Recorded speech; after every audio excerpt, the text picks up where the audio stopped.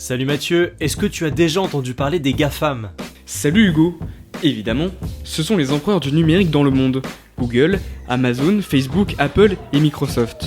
Bon, aujourd'hui, j'ai envie qu'on parle des champions de la technologie chinoise. On les surnomme les BATX, largement sous-estimés bien qu'ils soient de très gros concurrents pour les GAFAM. Mais que signifient ces lettres? Quelle est leur puissance financière? Sont-elles fiables alors que certaines d'entre elles investissent le marché européen?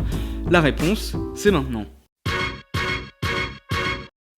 Les BATX, ce sont Baidu, Alibaba, Tencent et Xiaomi. Ces géants ont fait leurs armes sur l'immense marché intérieur chinois qui compte près de 800 millions d'internautes. Attends, parce que ça signifie que plus de 500 millions de Chinois n'ont pas encore accès à Internet, les BATX vont encore pouvoir grandir. Bon, déjà, pour en arriver là, ils ont pu s'appuyer sur leurs rivaux américains qui ont servi de modèle lors de leur création, qui est bien plus récente. Aussi Mathieu, ce qu'il faut signaler, c'est que l'État chinois, dirigé par le Parti communiste, contrôle Internet en censurant certains réseaux. C'est le cas de Google, Facebook, Twitter, Instagram, YouTube ou encore Wikipédia. Forcément, ça a favorisé le développement de la tech chinoise. En parlant de tech, connais-tu Baidu, mon cher Hugo? Non, mais je t'écoute.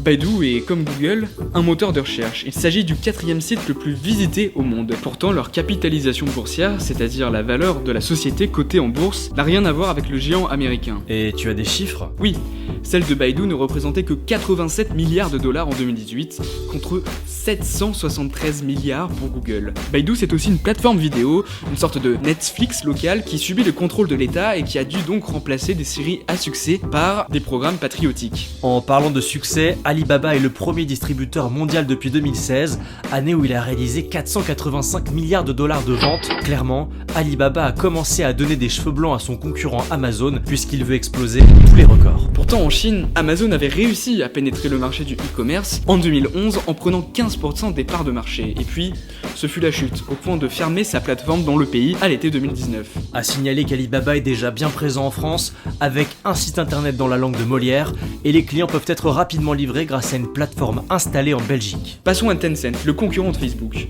La firme propose une application mobile de messagerie, WeChat, qui compte plus d'1 milliard d'utilisateurs, principalement en Asie, et qui n'a rien à envier à Facebook. Oui, mais son modèle est bien différent. Alors que Mark Zuckerberg entrevoit un avenir dans la messagerie, WeChat est déjà une application où les utilisateurs peuvent faire leurs courses, commander de la nourriture, acheter des billets de cinéma ou prendre un rendez-vous chez le médecin sans quitter la plateforme. Autrement dit, le service s'est donné un bon gros coup de vieux à Facebook. Enfin, on va évoquer Xiaomi, un constructeur de smartphones concurrent d'Apple, 4e au classement des ventes derrière la marque à la pomme. Elle a connu une forte progression de ses livraisons en Europe début 2019. À la question « Est-ce qu'il faut craindre les BATX ?», il faut savoir que ces entreprises sont proches du pouvoir politique, puisque l'État chinois détient parfois des parts dans ces entreprises. Donc oui, ça peut être inquiétant du point de vue des libertés publiques, car derrière leur puissance économique, c'est un modèle politique qui est véhiculé. Merci d'avoir regardé la vidéo. Et abonne-toi à Citeco.